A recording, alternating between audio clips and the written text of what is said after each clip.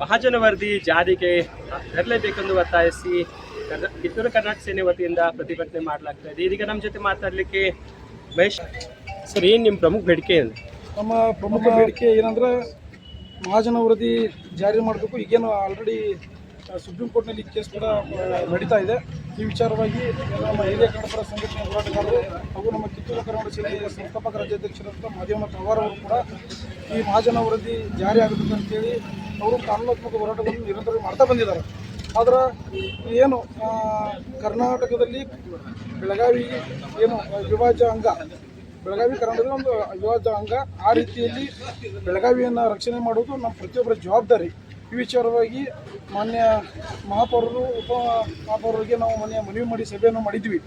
ಏನು ಮಹಾನಗರ ಪಾಲಿಕೆ ಮಾಡುವಂಥ ಸರ್ವಸಾಧಾರಣ ಸಭೆಯಲ್ಲಿ ಗುತ್ತುಳಿಯನ್ನು ಸ್ವೀಕರಿಸಬೇಕು ಮತ್ತು ನಾಡು ನುಡಿ ಪರವಾಗಿ ಕೆಲಸ ಮಾಡಬೇಕಂತೇಳಿ ನಾವು ಬೇಡಿಕೆಯನ್ನು ಇಟ್ಟಿದ್ದೀವಿ. ಆ ವಿಚಾರವಾಗಿ ಸಕಾರಾತ್ಮಕವಾಗಿ ಏನು ಸ್ಪಂದನೆ ನೀಡಿದಂಥ ಮಹಾಪೌರರು ಇದ್ರ ಬಗ್ಗೆ ತಿಳಿದಾರ ಮತ್ತು ಎಲ್ಲ ವಿರೋಧ ಪಕ್ಷ ನಾಯಕರು, ಆಡಳಿತ ಅಧಿಕಾರಿಗಳು, ಆಡಳಿತ ಮಂಡಳಿ ಎಲ್ಲರೂ ಸೇರಿ ಇದನ್ನು ಜಾರಿ ಮಾಡುವಂಥ ಕೆಲಸವನ್ನು ಮಾಡಬೇಕು. ಮತ್ತು ಬೆಳಗಾವಿಯಲ್ಲಿ ಏನು ಯಾವುದೇ ಹಬ್ಬ ಹರಿದಿನಗಳು ಬರಲಿ, ನಾಮಫಲಕಗಳಲ್ಲಿ ಕನ್ನಡಕ್ಕಿಂತ ಹೆಚ್ಚಾಗಿ ಅನ್ಯ ಭಾಷೆಗಳಲ್ಲಿ ಏನು ನಾಮಫಲಕಗಳನ್ನು ಅಳವಡಿಸ್ತಾ ಇದ್ದಾರೆ, ಇದು ಕನ್ನಡಿಗರಾಗಿ ನಾವು ಎಲ್ಲ ಪ್ರತಿಭಟಿಸ್ತೀವಿ.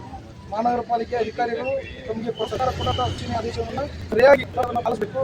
ನಾವು ಈ ಆದೇಶವನ್ನು ಪಾಲಿಸುವಲ್ಲಿ ತಾವು ವಿಫಲರಾಗಿದ್ದೀರಾ. ಈ ವಿಚಾರವಾಗಿ ನಾವು ಈ ಹೋರಾಟವನ್ನು ಕೊಡ್ತೀವಿ. ತಮಗೆ ಒಂದು ತಿಂಗಳ ಗಡುವನ್ನು ಕೊಡ್ತೀವಿ.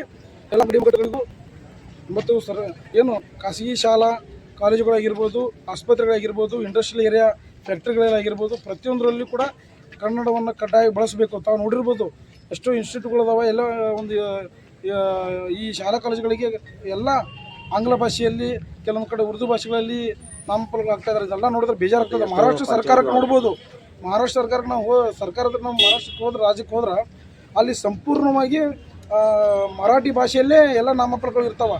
ಅವ್ರಿಗಿರುವಂಥ ಅಭಿಮಾನ ಇಲ್ಲಿ ನಮ್ಮ ಅಧಿಕಾರಿಗಳಿಗೆ ಯಾಕಿಲ್ಲ ಅನ್ನೋದು ನಮ್ಗೆ ಒಂದು ಯಕ್ಷ ಪ್ರಶ್ನೆ ಆಗಿದೆ. ಇದನ್ನು ಕರ್ನಾಟಕ ಸರ್ಕಾರದ ಸಂಬಳವನ್ನು ತಗೊಳ್ಳುವಂಥ ಅಧಿಕಾರಿಗಳು ಇಲ್ಲಿ ಕನ್ನಡಿಗರ ಪರವಾಗಿ, ನಾಡು ನುಡಿ ಪರವಾಗಿ ತಾವು ಜವಾಬ್ದಾರಿ ನಿಭಾಯಿಸಬೇಕು. ನೀವು ಕರ್ನಾಟಕ ಸರ್ಕಾರದ ಸಂಬಳವನ್ನು ತಗೊಂಡು ನೀವು ಕನ್ನಡಿಗರ ವಿರುದ್ಧ ಈ ರೀತಿ ಮಾಡೋದ್ರಿಂದ ನಮಗೆ ನಿಮ್ಮಂಥ ಅಧಿಕಾರಿಗಳು ಅಗತ್ಯವಿಲ್ಲ. ನೀವು ಇಲ್ಲಿಂದ ತಮ್ಮ ಹುದ್ದೆಗಳಿಗೆ ರಾಜೀನಾಮೆ ಕೊಟ್ಟು ನೀವು ಮಹಾರಾಷ್ಟ್ರ ಸರ್ಕಾರಕ್ಕೆ ಹೋಗ್ಬೋದು ಅನ್ನೋದನ್ನು ನಾವು ನೇರವಾಗಿ ಎಚ್ಚರಿಕೆಯನ್ನು ಕೊಡ್ತಾ ಇದ್ದೀವಿ. ಎಷ್ಟು ಏನಂತಂದರೆ ಕಿತ್ತೂರು ಕರ್ನಾಟಕ